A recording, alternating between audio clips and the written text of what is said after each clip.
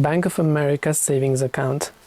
If you want to create a savings account on Bank of America website, go to bankofamerica.com. Then you'll find the option called savings and city. Now for checking account users, you can select checking, but to create savings account, go to savings section, select open a savings account option right from here.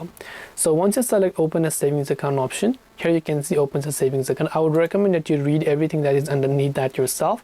Then if you have an offer code, select I have an offer code. If you don't select, if you are not a Bank of America customer, then select go to application. Now it will load a certain form for you which you need to fill out according to your legal information. So your information like your full name, your date of birth, everything like on your document, and you will need documents like your SSID, which is your social security number, or your tax identification number, or also your, let's say, proof of address. You will need all those documents and verify them, and your account will get successfully created. So this is what the savings account is all about. I hope that this video helped you. If you have got any more questions, feel free to leave them down. Thank you for watching and see you in the next video.